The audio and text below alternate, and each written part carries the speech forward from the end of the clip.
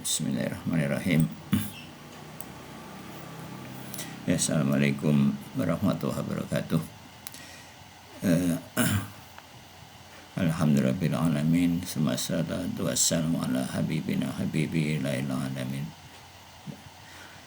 Abil Qasim Mustafa Muhammad. Allahumma shalli ala Muhammad wa ali Muhammad. Wa ali thayyibin tahirin. Ya, pertama-tama kita ucapkan selamat hari Mab'ats ya. Hari ini adalah bertepatan tanggal 27 Rajab.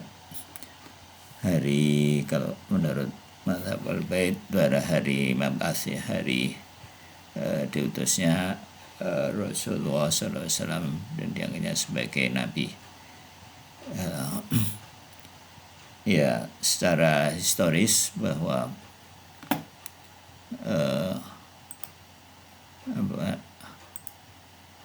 bahwa kedatangan Rasulullah ini adalah sesuatu yang sudah dijanjikan ya, sesuatu yang sudah ditunggu-tunggu oleh orang-orang jadi pada zaman itu, karena ini merupakan kabar yang gembira yang ditunggu-tunggu ya terutama oleh para ahli kitab ya, khususnya kalau yang jauh yang Bapak tahu itu khususnya orang Yahudi. Jadi orang Yahudi ini punya akses terhadap sumber-sumber wahyu sebelumnya yang mereka tidak diragukan lagi bahwa akan turun nabi terakhir, nabi akhir zaman yang membawa keberkahan ya, dan membawa segala macam keberkahan, kemenangan dan seterusnya,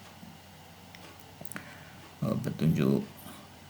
Nah, ada tanda-tandanya sebagaimana disebutkan dalam kitab-kitab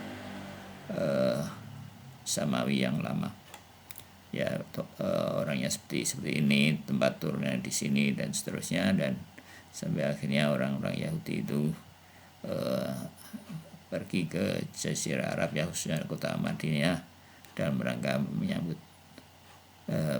mana Nabi itu. Dan katanya kalau nggak salah juga bahwa sebagian dari mereka itu di situ dengan motivasi bahwa Nabi itu kalau ya dari keturunan mereka ya, karena sudah tahu keturunan mereka kalau mereka tinggal di situ dan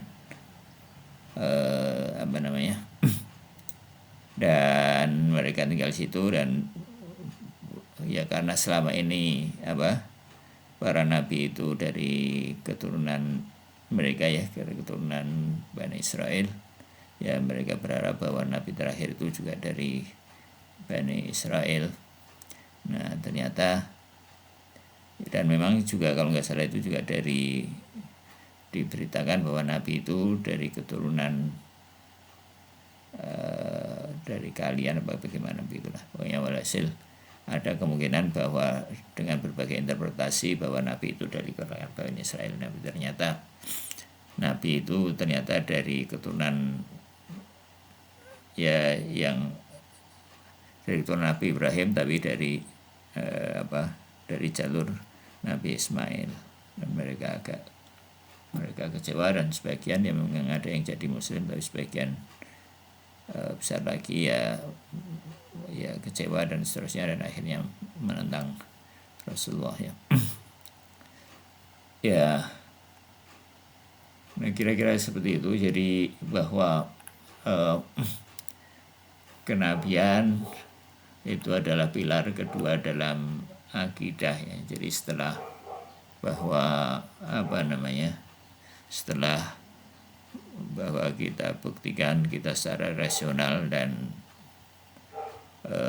bahwa Allah itu ada wujud dan seterusnya, punya sifat-sifat kesempurnaan, dan ciptaannya itu terutama manusia ya, yang dibekali dengan berbagai potensi, dan ya manusia ini punya 4 potensi. Bapak mengingatkan lagi, ada potensi akal, potensi hewan, potensi marah, dan potensi waham.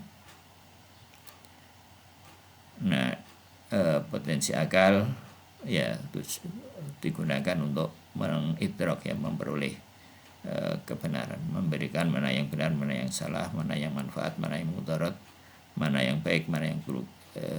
Itu akal. Nah, ada potensi kedua yang juga penting, yaitu potensi hayawan, yaitu potensi yang menyebabkan manusia itu bisa berkembang, bisa dibilang tanpa batas, ya. Potensi hewan ini adalah potensi untuk berkembang. Nah, karena potensi hewan ini bersatu dengan potensi akal pada manusia, maka dengan kedua potensi itu secara bersama-sama manusia bisa mencapai kebenaran yang paling tinggi, ya, dengan terus-terus mengejar kebenaran itu. Menjalan Allah sampai dia ayat Al-Quran itu, syahidallahu annahu la ilaha illa huwa wal malaikatu wa ulul ilmi qa'iman bil qist, bahwa Allah menyaksikan dengan qist, dengan dengan objektif, ya, dengan benar, bahwa tidak ada Tuhan kecuali Dia. Dan setelah itu dan orang-orang yang punya ilmu, orang-orang yang berilmu juga bisa menyaksikan bahwa merasakan, ya, bahwa menyaksikan dengan objektif, dengan rasional dan dengan hati, dengan wujudnya, bahwa tidak ada Tuhan kecuali Dia. Ya, jadi ini adalah penyaksian yang besar, ya, yang diperoleh dengan ya, kalau rasional ya mungkin cuma dengan rasional, tapi menyaksikan dengan hati ini perlu perjuangan. Ya, kemarin bisa salah satu caranya itu ya dengan sholat yang kemarin itu, ya, sholat barangkali bisa dibilang satu-satunya jalan yang penting untuk mendapatkan kesaksian bahwa Allah itu memang Tuhan yang seperti itu. Jadi, ya, penyaksian yang sempurna ya tentunya oleh para maksumin, ya. Nah, ini penyaksian hal-hal seperti ini, hal-hal yang tinggi seperti ini hanya bisa dikejar dengan potensi hewani tadi itu. Potensi hewani yang bersatu dengan potensi akal mulai rasional, dan untuk mengejar itu perlu potensi hewani. Jadi potensi hewani ini membuat manusia itu bisa mencapai kesempurnaan yang tinggi. Dan untuk membimbing ini itu perlu nabi, ya. Karena kalau akal saja nggak cukup, nggak bisa. Jadi akal bisa tahu hal-hal yang umum aja, bisa mengetahui bahwa ini nabi benar atau nabi salah, itu akal bisa. Ya, tapi hal-hal yang detail seperti yang diberitakan oleh para nabi itu akal tidak bisa. Jadi di buku ini buku Iman Semesta, itu ada 4 cara untuk memperoleh kebenaran. Yang pertama itu adalah ya rasional, itu akal bisa. Yang kedua berita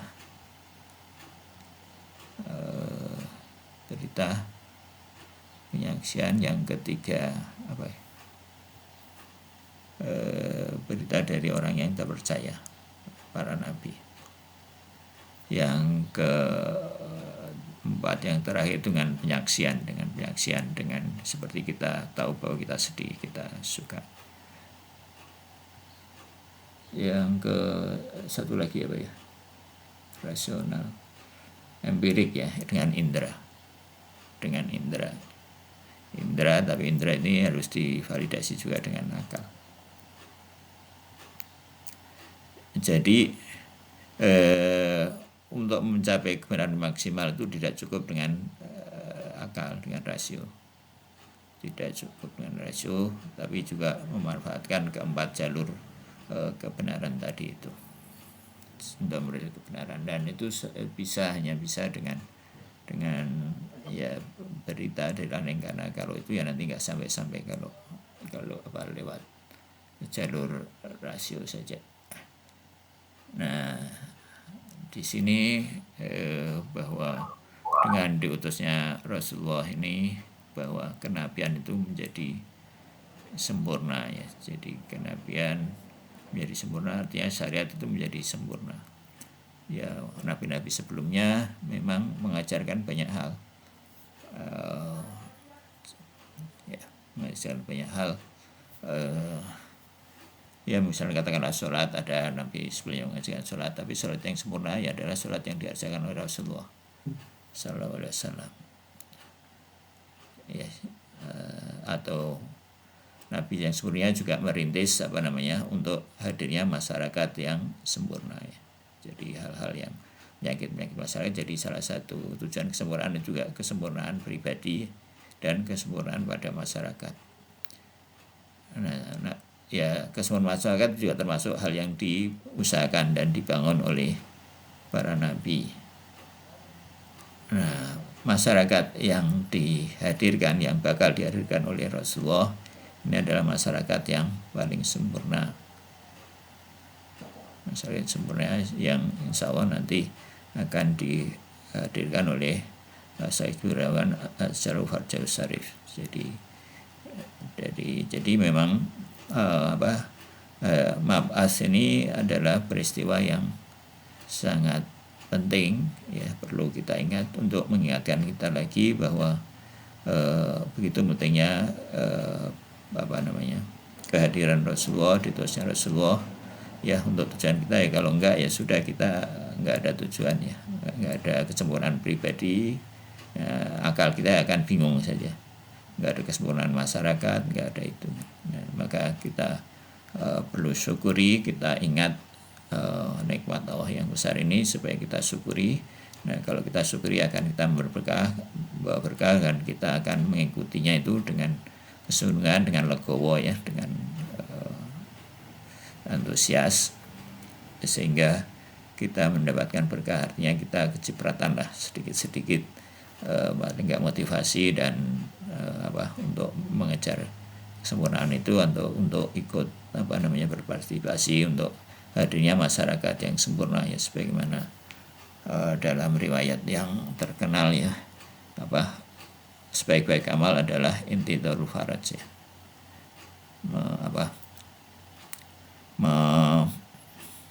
menunggu al-faraj, itu menunggu, maksudnya berpartisipasi aktif untuk menghadirkan masyarakat yang sempurna. Jadi pribadi sempurna, masyarakat yang sempurna. Jadi memang ini memang agama yang sempurna. Dan jadi memang ini berita yang sangat sangat penting, sangat menggembirakan ya, untuk kehidupan kita di dunia dan apalagi di akhirat. Nah, di akhirat ini kita akan ngepling, tahu ini kita tahunya bahwa ada akhirat yang begini-begini, ada cara mencapainya begini, cara dan seterusnya. Ini semua dihadirkan oleh Rasulullah. Jadi kita perlu memperkuat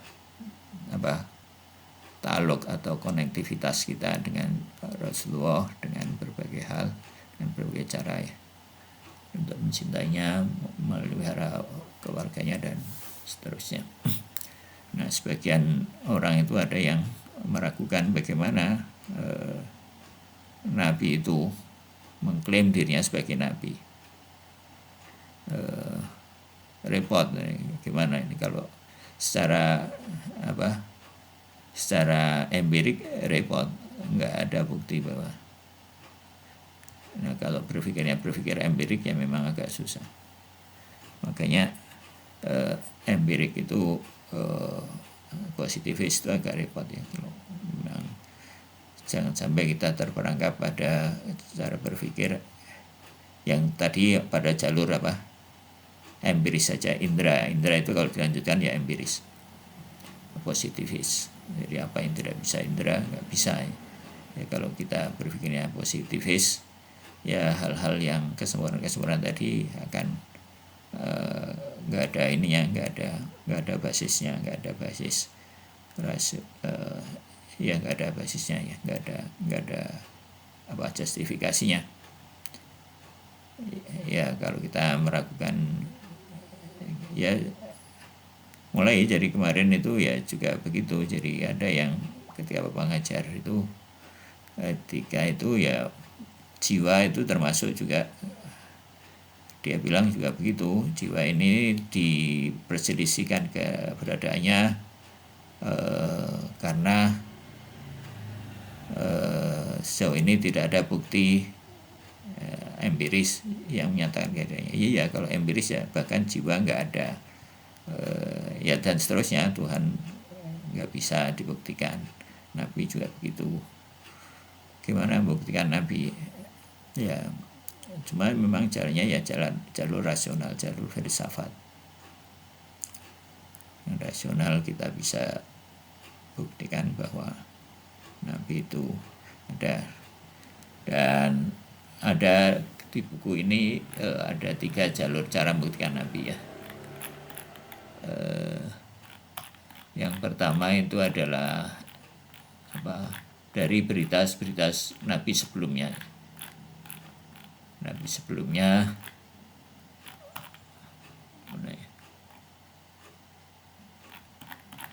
cerita dari Nabi sebelumnya. Ini sudah, kalau kita baca Al-Quran itu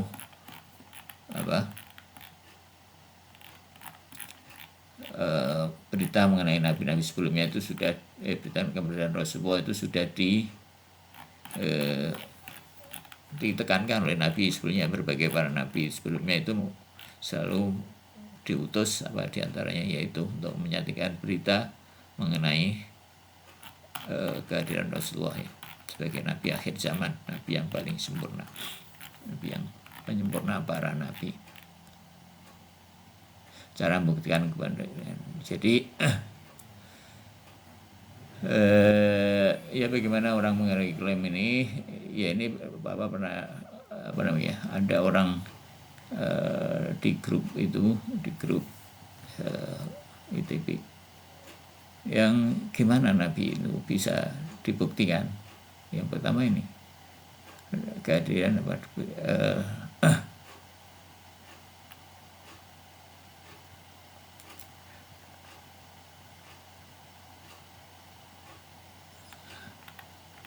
ya, pertama yaitu dengan bukti-bukti yang membuat masyarakat percaya. Itu yang pertama ini.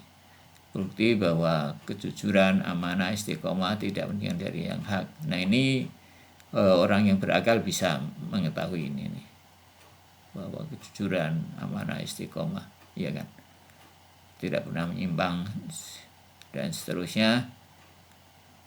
Sifat-sifat seperti ini, ya, ini adalah satu kriteria Nabi.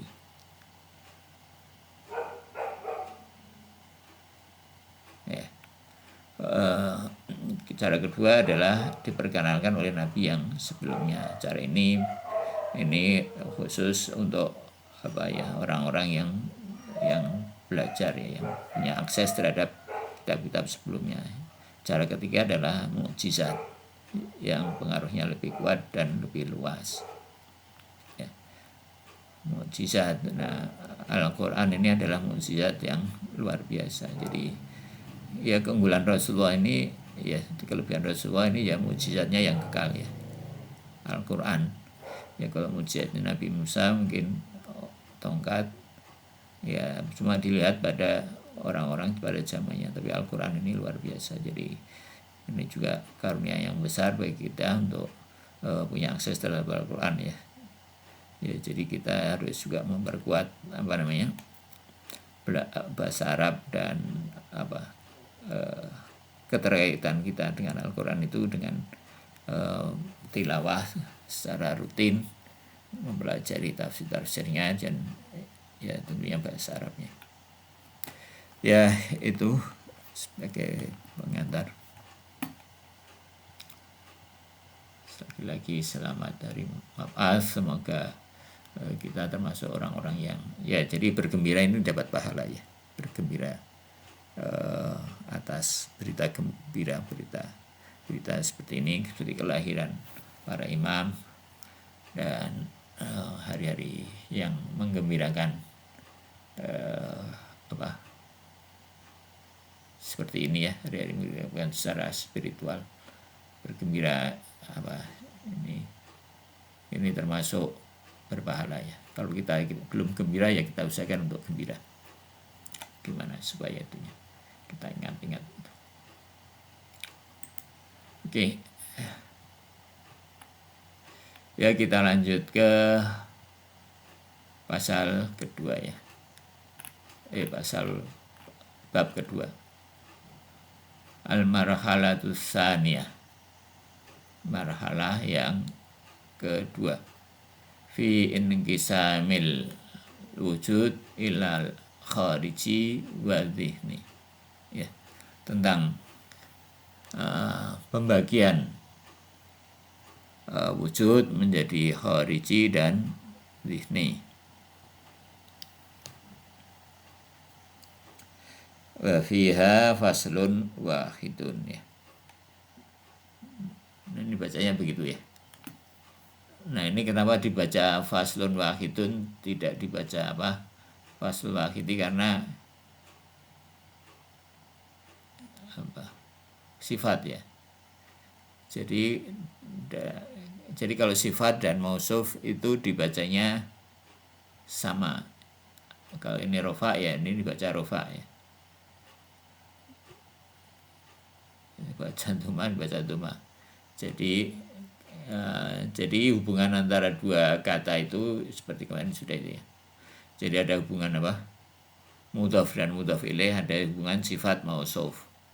Nah, kalau sifat hubungannya sifat mausuf itu rofa dengan rofa. Kalau bahasa Indonesia misalkan rumah kucing, misalkan rumah kucing itu adalah rumah dan kucing, atau ya kita misalkan bisa ada dua hubungan. Jadi ini contoh ya, rumah kucing dengan rumah besar, ya kan. Rumah kucing itu hubungannya mudhaf dengan mudhaf ilaih. Kalau rumah besar itu hubungannya sifat dan mausuf. Ya, kalau sifat dan mausuf itu salah satu cirinya itu bisa, kalau bahasa Indonesia bisa dikasih kata yang, rumah yang besar. Nah, kalau rumah kucing kan nggak bisa, rumah yang kucing kan nggak bisa. Nah, itu hubungan antara. Nah, kalau hubungannya sifat mausuf itu ini rofa, itu rofa ya. Nah, kalau hubungannya mudhaf dan mudhaf ilaih itu ini yang kalau yang rofa, yang satunya harus jar ya, harus kasroh. Ya, fiha faslun wahidun, maka di dalamnya adalah terdapat pasal yang satu. Kira-kira begitu ya.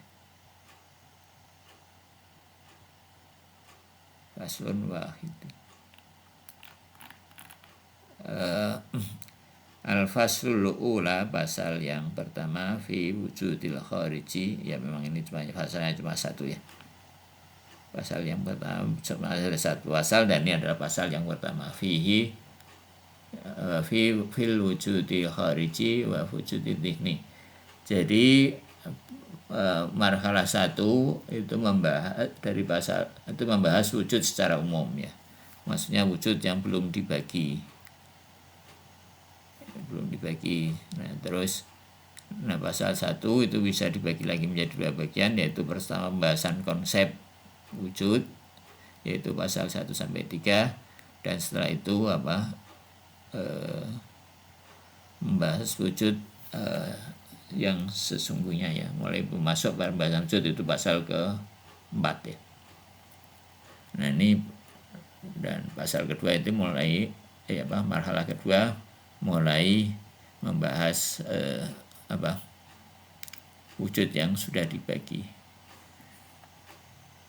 ya, tentang pembagian wujud khariji dan wujud ini, wujud luar dan wujud dalam. Wujud dalam maksudnya wujud mental ya, wujud luar ya, wujud di luar. Yang al-masyhur al-masyhuru bainal hukamai, bahwa yang masyhur di antara para filosof, hukama itu filosof ya, anna lil mahiyati wara al wujudil khariji wa huwa anna lil mahiyati wara al wujudul khariji, bahwa apa, bagi mahiyah,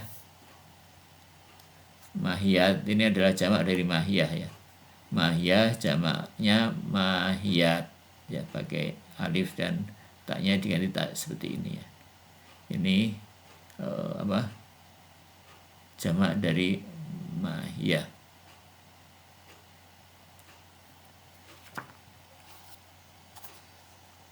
ya.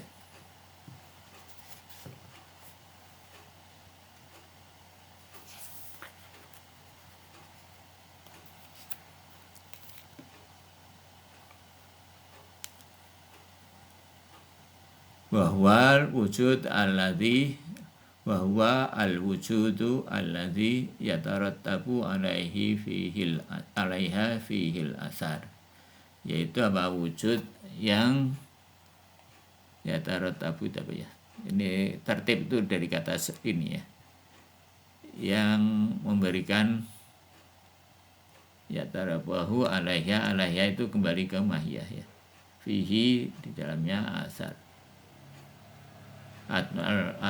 al-matlubatu minha asar, fihi asaru al-matlubatu minha, yaitu apa, wujud khariji ya, bahwa wujud khariji yang adalah ya wujud yang memberikan asar, ini artinya adalah efek ya, bekas. Kalau dalam sehari bekas itu asar, asar sahabat itu misalkan itu adalah kalau sunnah itu sunnah Rasul, kalau asar itu kalau dalam terminologi ahli sunnah itu asar itu adalah apa, sunnah sahabat lah kira-kira ya. Nah kalau di sini asar maksudnya adalah efek. Matlubatu yang dituntut atau ya asar yang sesuai ya, bekas yang sesuai dari ya itu, jadi bahwa sesuai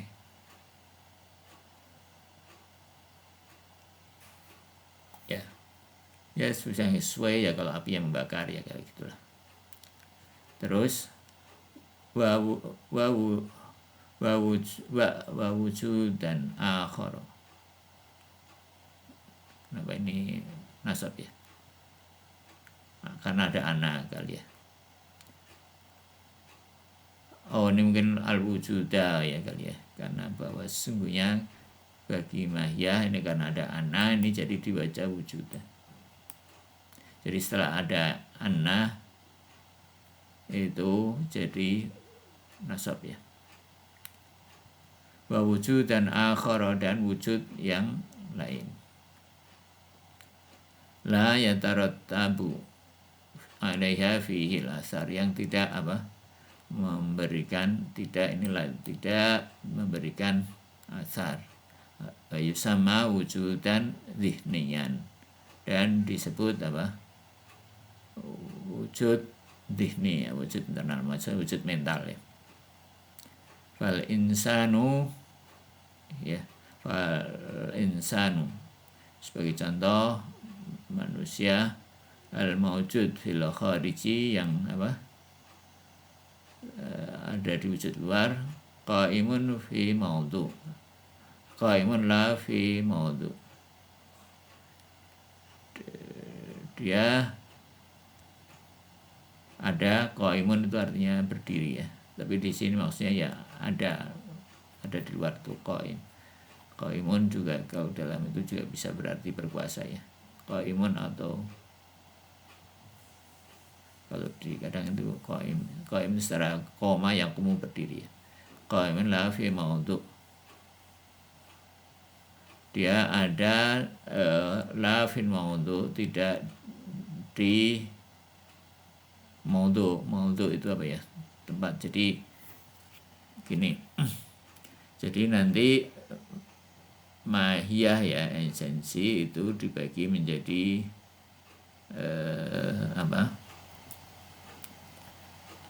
sebentar, tadi lupa direkam ya. Jadi kuiditas atau mahiyah dibagi menjadi dua, yaitu johar dan arad. Arad atau aksiden. Nah sebetulnya pembagiannya tidak johar dan arad, sebenarnya pembagiannya 10 ya. Jadi mahiyah dibagi 10, yaitu yang pertama jauhar, terus dan yang 9 yang lain ini. Nah yang 9 lain ini disebut apa, arad atau awarid. Nah apa bedanya substansi dengan arad ini? Kalau substansi itu kalau dia ada di luar atau dia bersatu dengan mahiyah, itu dia mandiri ya. Nah kalau sifat arad itu kalau dia ada di luar, itu dia harus menempel pada johar. Nah, tadi kelupaan ya. Jadi misalkan warna itu adalah dari quality barangkali ya, dari apa, kaif. Nah kaif itu warna tidak bisa berdiri sendiri, dia harus menempel pada dinding katakan ya. Nah dindingnya itu adalah substansi ya, ya tempat misalkan dan seterusnya ya. Nah dari situ nanti fal insan al mawjudu bil khariji qaiman la fil maudhu. Nah maksudnya jadi manusia itu adalah jauhar, dia karena juga dia qaiman la fil maudhu. Jadi dia berdiri sebagai apa,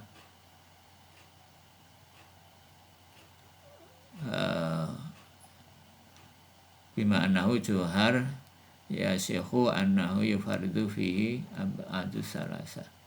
Dan dia adalah memiliki semua efek yang tiga atau tiga dimensi ya. Yaitu yang tiga, bukan abadu salasa, yang namanya tiga efek, yaitu genus, efek genus, diferensia, dan aksidennya. Jenis bagaimanahu nabat. Dan juga dia punya efek juga, ini jadi efek tiga ya, efek tadi itu. Terus yang juga dia punya efek nabat ya, tubuh, manusia punya tubuh, hayawan, dan insan zatun nafsin natikiyah. Jadi dia punya tubuh, punya efek hewani tadi itu, makan dan seterusnya, tidur, nikah, minum, apa itu efek-efek hewan. Dan juga efek yaitu apa,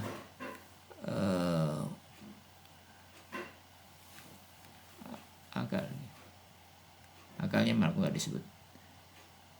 Wal insanu dzu nafsun nabatiyah ya, hayawaniyah dan natikiyah ya. Dia punya apa, efek nabatiyah, hayawaniyah ya, dan natikiyah. Wa yadharu mau asar halihil ajnas wal fasal wal khawasuha ya.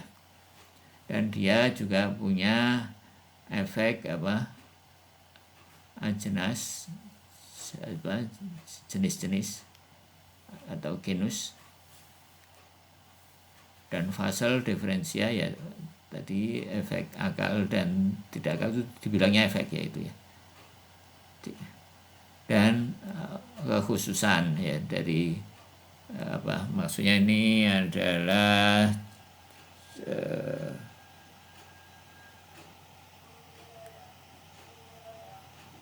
dia memiliki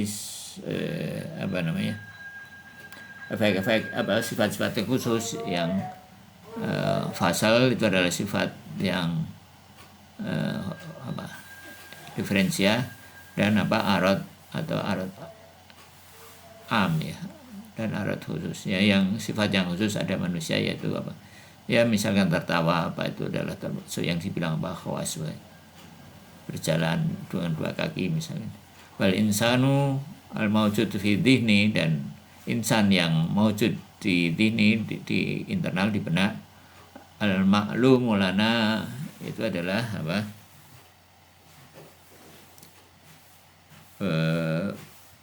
adalah bayan. Al ma'lumu lana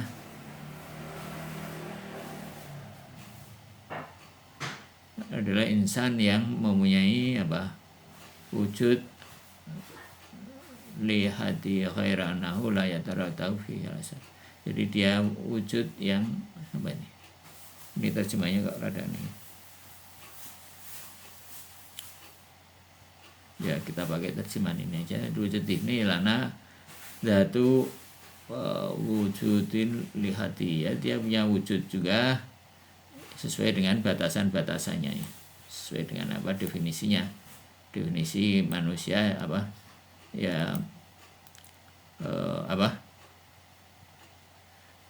hayawanun natik, itu ada di benak kita. Tetapi mahiyah yang ada di benak itu la yatartabu fihi syai'un minal tilkal asaril kharijiyah, yaitu dia tidak punya efek yang ada seperti efek dari manusia yang di luar tadi itu. Ya, intinya di sini adalah mahiyah dari, sama enggak mahiyah yang ada di wujud khariji dengan wujud dhihni. Nah, itu sama ya. Nah, terus nanti di sini ada bantahan-bantahan mengenai apakah dia sama atau tidak.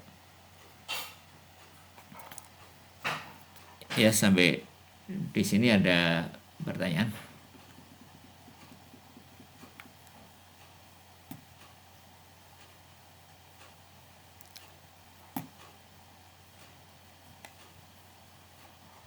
Mbak mau baca, adik lagi naik motornya. Tapi diulangi nggak? Hah? Diulangi, nggak nangkap apa-apa. Gimana sih? Bahwa ya di sini adalah ada wujud khariji dan wujud dhihni, wujud mental yang secara mahya itu sama, kira-kira begitulah ya. Singkatnya, wujud manusia itu ada di luar, ya manusia yang kita lihat di luar, dan ada mahiyah manusia juga, mahiyahnya sama, mahiyahnya sama-sama manusia. Artinya secara konsep, secara mahiyah ya, itu sama-sama manusia, cuman ada manusia yang di luar yang punya efek, punya efek manusia, efek-efek manusia ya, seperti yang kita lihat, makan, minum, itu kan efek manusia, bergerak, efek-efek manusia. Dan wujud yang di mental, di mental kita ya manusia ya dalam bentuk konsep dalam. Nah, tapi secara mahiyah sama enggak yang di luar dengan yang di dalam, yang di mental? Ya ini sementara ini ya langsung aja dijawab, itu sama ya. Jadi di sini adalah urgensinya dari bab ini, itu adalah bahwa kita bisa punya ilmu tentang wujud khariji ya. Jadi kalau ada manusia di luar, kita bisa punya pengetahuan tentang manusia ya, gitu. Ya, kira-kira begitu.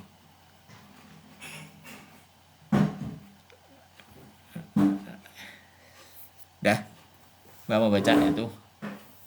Coba itu baca beberapa kalimat lah. Coba judul dan ya, sok. Al-Faslul Al-Faslul Aku awal ya, di al-judi Ujfi ya benar. al-khar Khari khodi ya, wal wujuda. wal wujudi karena ini sama. Kalau wawu itu jadi, kalau wa jadi kasroh ya kasroh. Al-wujudi al-dahmi. Zihni wujudil wal wujudil zihni ya, wal wujudil zihni ya. Terus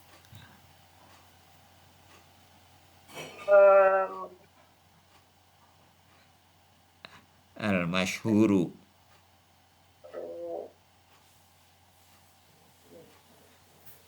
masyhur kayak bahasa Indonesia masyhur.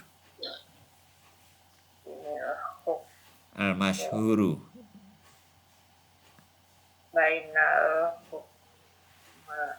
hukamai ya benar ya. Anak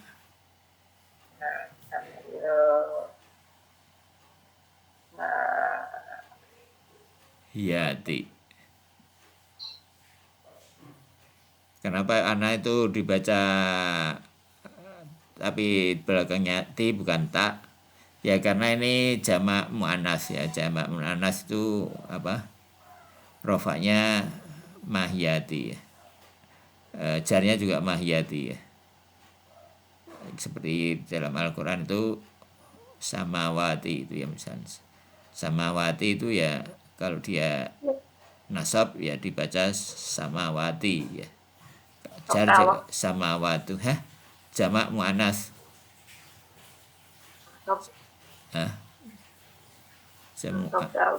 ya, muslimati gitu, bukan muslimat, muslimah satu, jamaknya muslimah. Nasab itu apa? Nasab jadi kata dalam bahasa Arab itu kedudukannya ada 3 ada 4 kedudukan ya. Ini istilah yang cuma ada di bahasa Arab kayaknya. Kedudukan itu ya kedudukan ya, pokoknya kedudukan suatu kata dalam kalimat itu dalam bahasa Arab ada 4. Yang pertama rofa, yang kedua nasab, yang ketiga jar, yang keempat jazm. Kalau di bahasa Indonesia kan rofa itu artinya tinggi, nasab itu pertengahan kali lah, jar itu bawah, jazm itu mati. Nah, tanda rofa itu ada beberapa ya. Kalau katanya itu kayak al-masyhuru gitu itu tanda rofaknya doma. Tanda nasabnya fathah. Tanda jarnya kasroh.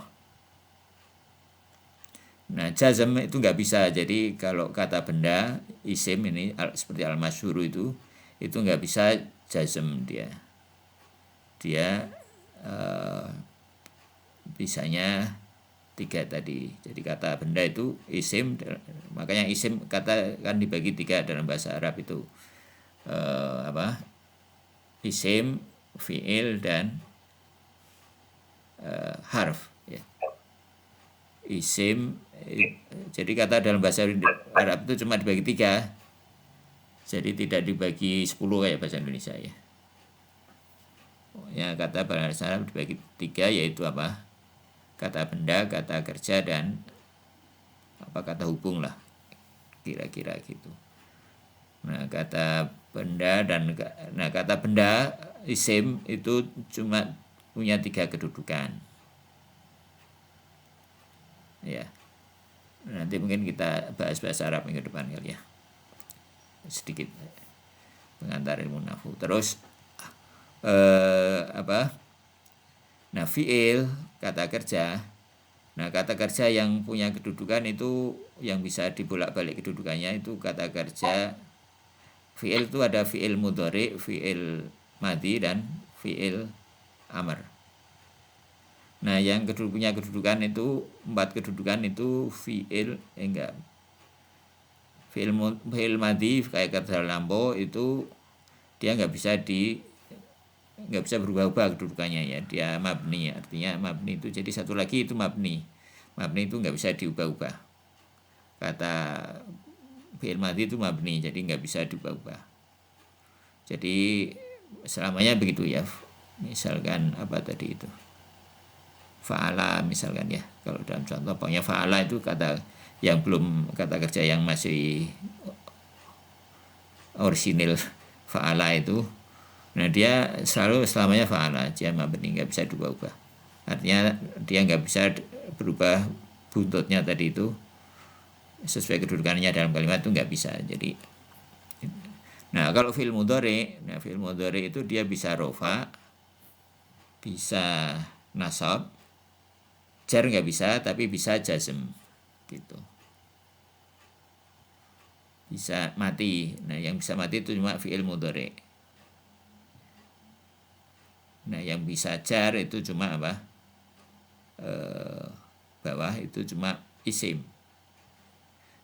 Nah, kalau yang kata sambung itu dia nggak bisa berubah ya, sudah selamanya begitu. Apa harf itu ya, harf itu kata depan atau kata sambung atau kata apalah, pokoknya di luar isim dan di luar fi'il. Contohnya harf itu apa ya, kayak baina ini ya. Baina ini kata sambung, ini selamanya dibaca baina. Atau ana ini, ana atau ina.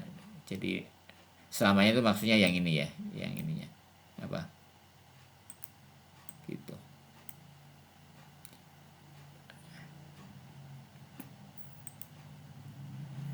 Ya, jadi secara garis besar itu tata bahasa Arab itu cuma itu. Jadi bisa diterangkan dalam satu kali pertemuan nahwu yang panjang lebar, bisa diringkas dalam satu kali pertemuan. Kalau kita sudah mulai kenal bahasa Arab gitu ya, kita membahas itu. Yang agak lama itu kan karena harus dikenalkan bahasa Arab. Tapi kalau sudah pernah ini udah agak kenal bahasa Arab itu, nahwu itu cuma bisa disampaikan dalam 1-2 kali pertemuan yang tebal. Dulu itu Ustaz Hasbullah itu begitu, jadi membuat khulasah nahwu ya, itu cuma sebentar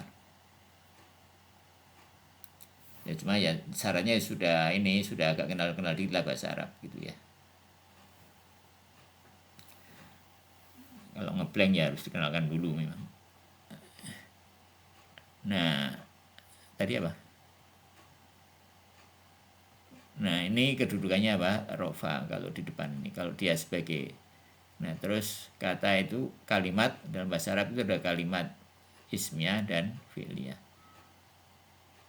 Kalimat fi'liyah itu yang mengandung kata kerja ya, yang ada kata kerjanya. Kalau ismiyah itu yang dua-duanya kata benda, subjek maupun predikannya itu kata isim, itu jumlah ismiyah.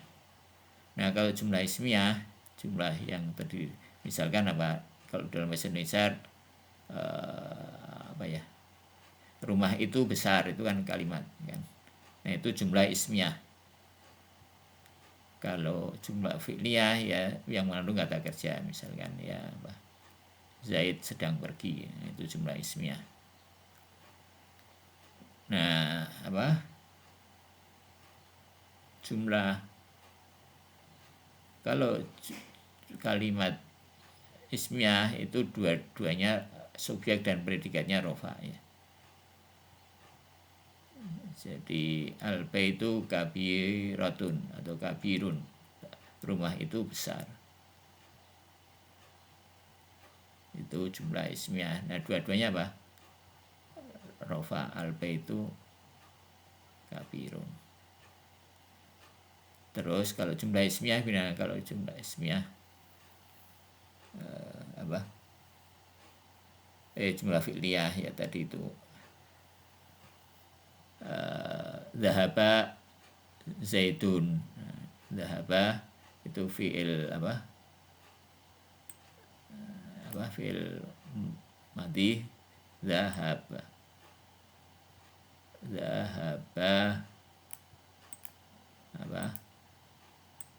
Zaid.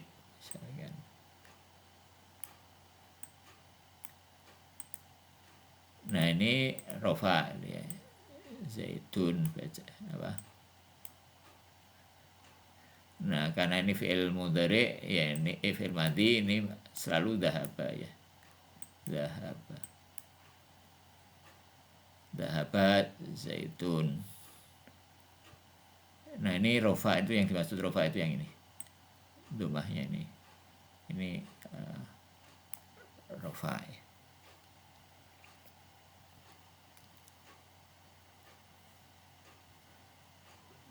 Nah al-baitu kabirun tadi itu misalkan al-baitu,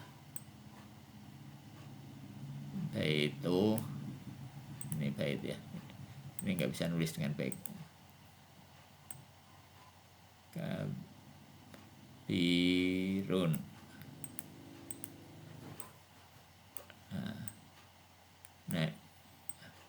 Nah karena ini kalau ada al itu nggak domah ya, tapi nggak tanwin, domah saja kalau ada al. Jadi al baitu kabirun. Nah ini di sini ya, di sini ini domah, di sini juga domah. Jadi kalau jumlahnya jumlah ismiyah, dia ya jumlah ini jumlah ismiyah, ini fi'liyah ya. Ini rofa, ini juga rofa. Ini namanya subjek ya. Kalau dalam bahasa Arab mubtada, ini predikat atau khobar ya. Ini mubtada, ini khobar atau subjek, ini predikat. Nah ini subjek atau pelaku, ini kata kerjanya ya, predikatnya juga. Nah gitu ya. Ini nah jadi kata benda ini seperti baitu ini cuma ada 3 kedudukan ya. Dia rofa, nasab atau jar. Nah kapan dia nasab? Nasab ini salah satu diantaranya misalkan kalau dia ditambah dengan haraf huruf. Jadi misalkan ditambahi inna misalnya, inna apa sesungguhnya ya.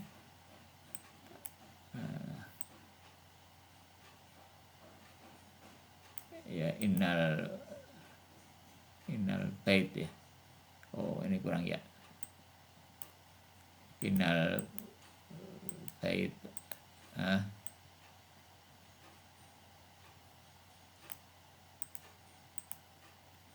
Jadi innal baita, nah ini dibacanya baita karena ada inna. Nah ini dia jadi apa? Jadi dibaca apa? Rofa.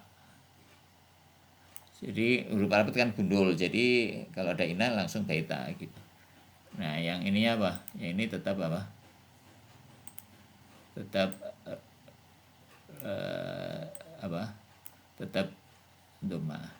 Innal baita kabirun. Nah ini rofa. Nah kapan dia jadi kasroh, jadi jar? Ya contohnya ini. Nah setelah huruf baina ini. Nah karena setelah baina ini dibaca i kasroh, jadi jar. Bainal hukama'i, gitu. Di antara masyhur di kalangan para filosof. Jadi kata benda ada 3 kedudukan. rofa, nasab dan jar. Ya. Misalkan dalam wal asri itu innal insana, ya kan. Jadi kayak gini, innal insana lafi khusrin.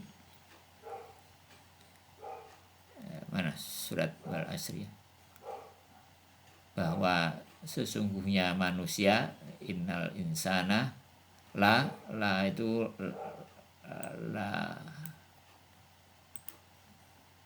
misalnya ya, la ini kalau pakai alif itu artinya tidak, tapi kalau nggak pakai alif itu artinya sungguh ya. La fi, ini fi khusrin. Nah, karena setelah fi jadi dia dibaca kasroh. Setelah inna al insan,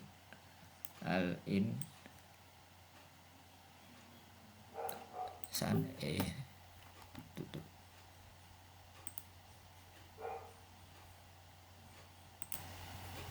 Jadi innal insana lafi khusrin. Nah, ini setelah fi dia jadi jar.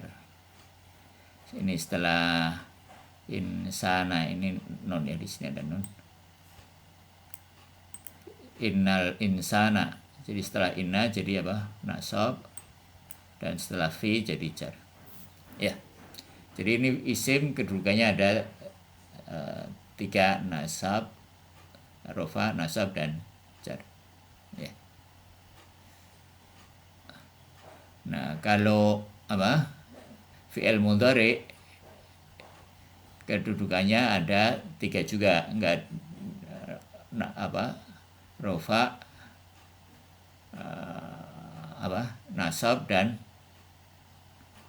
jazm. Gitu. Dhaba ini kan pergi, dia telah pergi, atau Zaid telah pergi, ya. Terus ini dia mabni kalau fi'il madhi ya. Nah, kalau fi'il mudhari jadi yadhabu kan, yadhabu,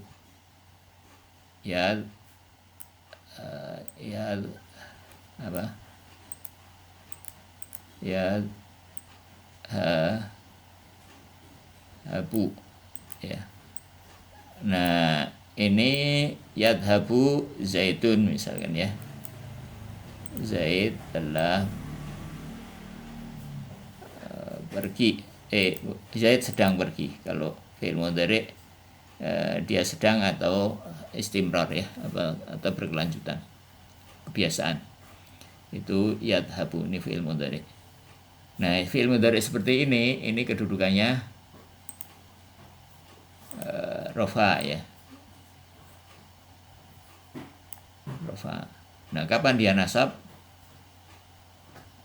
Kalau dia nasab itu kalau ada huruf nasab di depannya. Huruf nasab misalkan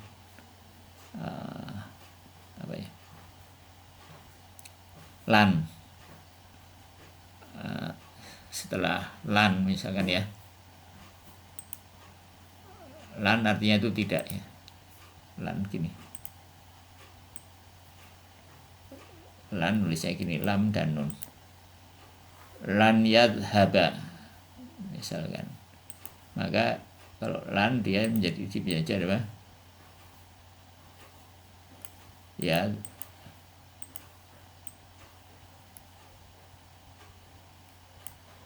nah ini kalau ada lan gini dia dibaca apa, dibaca yadhaba gitu. Lain yadhaba Zaidun, jadi Zaid sekali-sekali tidak akan pernah pergi. Lan itu artinya sekali-sekali dia akan pernah di Al-Quran itu misalkan yang pakai lan masih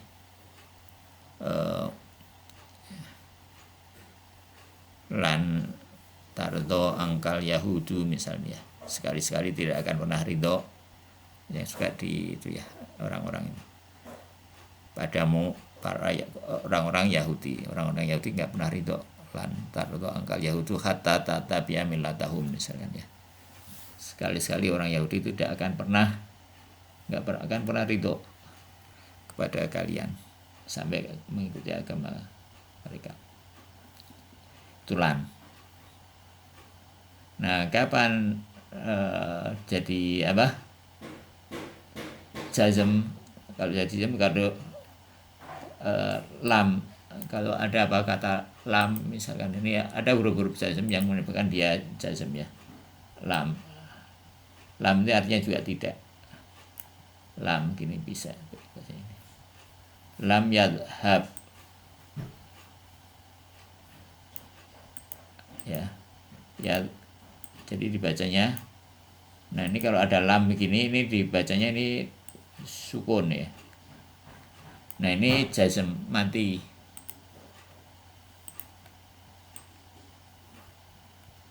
Bacanya sukun. Lam yadhab. Misalkan dalam kulhu itu lam yalid, maka dibaca di lam yalid. Tidak apa? Beranak, walam yulad, dan tidak diperanakan. Pakai lam. Ya gitu.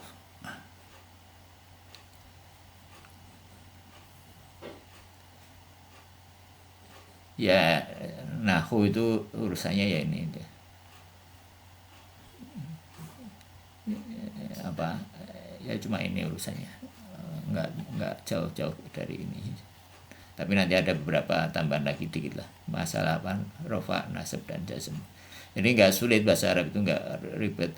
Misalnya kalau dibandingkan dengan bahasa Parsi itu bahasa Arab jauh lebih mudah menurut Bapak.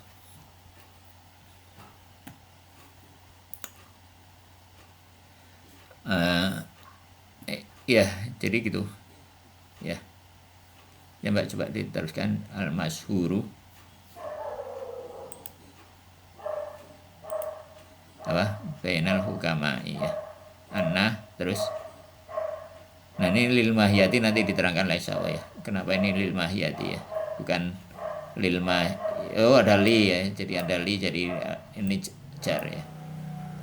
Lil ya yang bikin apa, yang bikin dia apa jar itu selain fi ada li juga ini ya.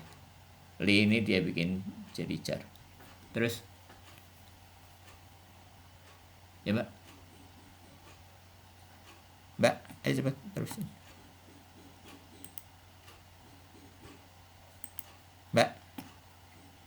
Mbak lagi gimana?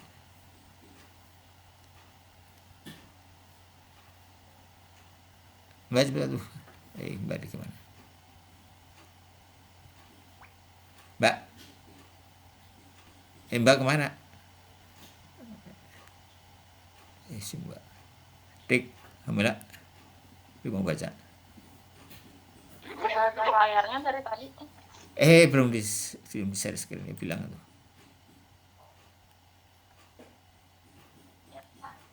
Belum di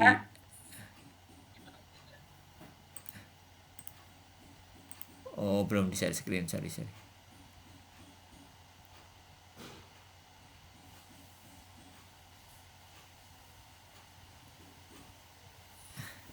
Ya ini tadi apa saya bilang itu dari tadi. Jadi ini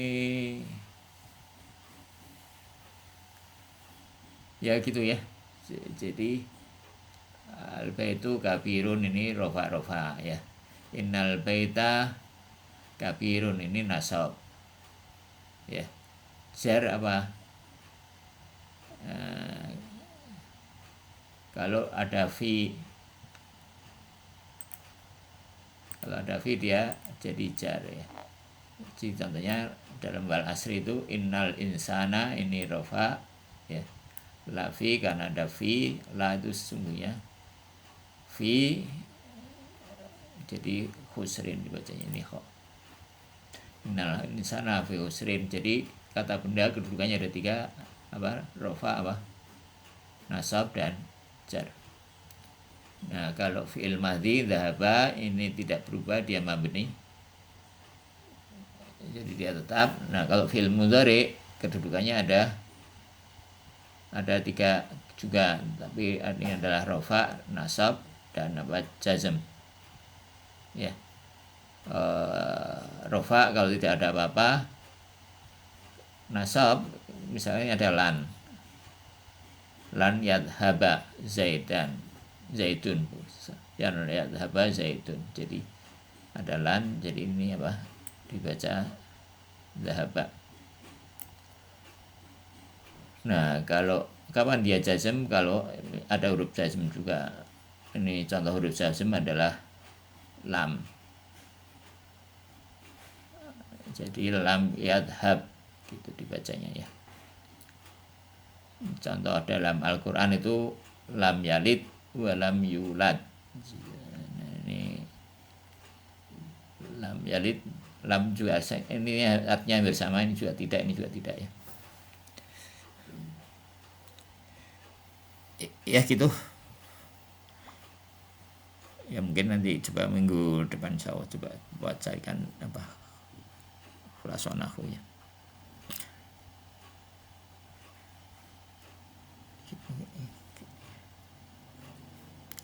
Ya Rik mau baca?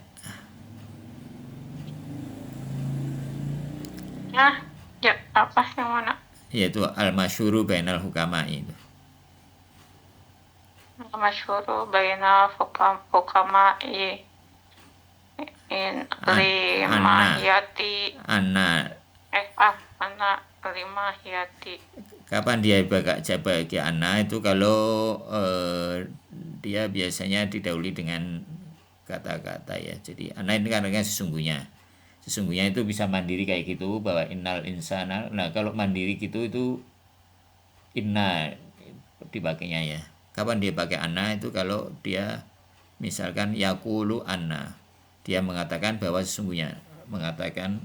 Nah, kalau mengatakan itu tidak inna tapi anna. Atau misalkan dalam syahadat itu asyhadu bukan inna tapi anna, asyhadu anna la ilaha illallah ya. Oke.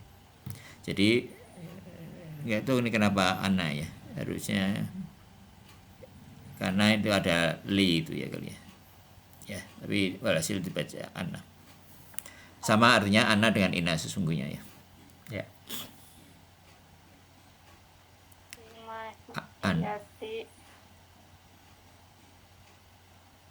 Waro'a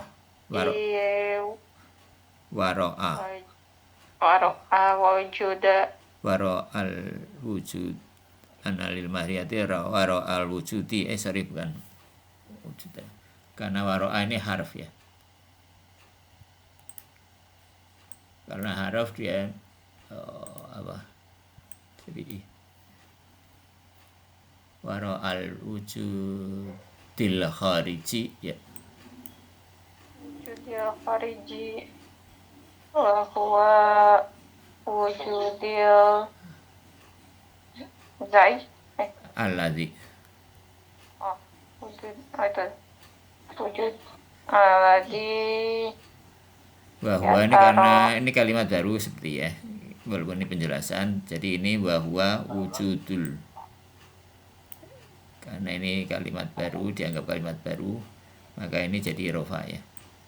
Ini mubtada, ini khobarnya ya. Oke.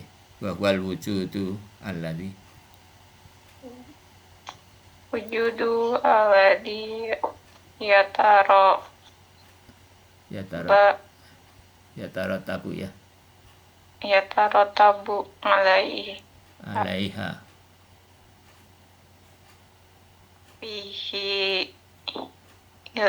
fihil asaru ya. Ini jadi pelaku dari yataro tabu itu ya, fihil asaru. Enggak, pelakunya wujud ya, karena pelakunya wujud yataro tabu fihil. Kalau sini jadi objek ya, fihil asaro. Kalau jadi objek dia fathah ya. Jadi objek dari suatu pekerjaan. Fihil asara. Yatarattabu menghasilkan kan ya. Wujud menghasilkan. Yatarattabu bisa menghasilkan lah ya. Jadi wujud. Nah ini bahasa Arab tuh yatarattabu ini sudah mengandung fiil ya. Kalaupun dia tidak ada di sini. Ya, fiil kalau sudah disebut ini sudah dianggap lawan bicara itu sudah tahu. Gitu. Nah, jadi harus dicari fiilnya mana. Ya mungkin wujud. Yatarattabu yang apa? Fiil asaro. Ya, terus.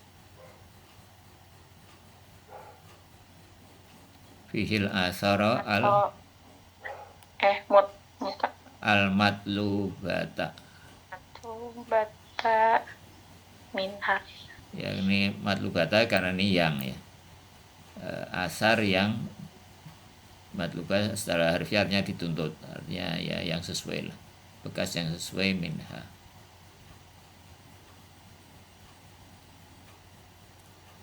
Terus wa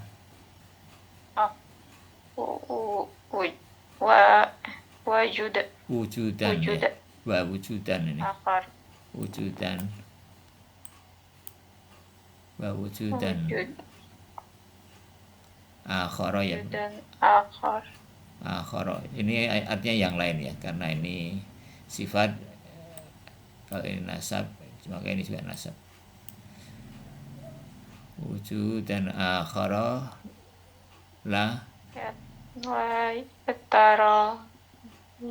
yatarattabu yatartabu alaiha ya alaiha fihi ihil asaru kayak tadi ya.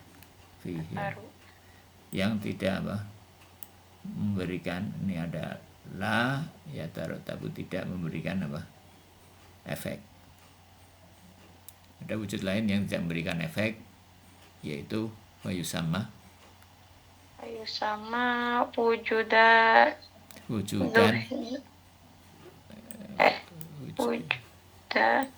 ini kalau alifnya dibaca wujudan ya. Apa dhihniyan. Dhihni ini sifat dari wujud. Nah kalau bahasa Indonesia nggak kelihatan apakah dia sifat atau dia kata majmu ya. Nah kalau kata majmu itu ini sifat ya, wujud yang dhihni. Dhihni ini sifat dari wujud ini, bukan dalam bentuk kalimat majmu ya. Ya udah. Ya mungkin cukup, nanti minggu depan insyaallah Bapak carikan ya khulasa bahasa Arab.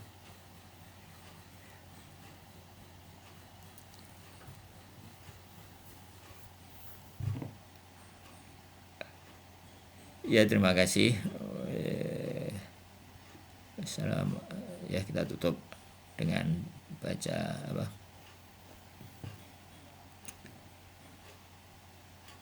Alhamdulillah dan doa farz ya. Salawat dan doa farz. Alhamdulillahirabbil alamin. Allahumma shalli ala Muhammad wa ali Muhammad. Allahumma kun li waliyyikal hujjati binil hasan salawatuka alaihi wa ala abai fi hadhihi sa'ati wa fi kulli sa'ah wa diyan wa hafidha wa qaidan munasirah wa dalilan wa aina hatta tuskina wa arzaqatan wa tumatti'u fi atawila bi rahmatika ya arhamar rahimin. Assalamualaikum warahmatullahi wabarakatuh. Waalaikumsalam.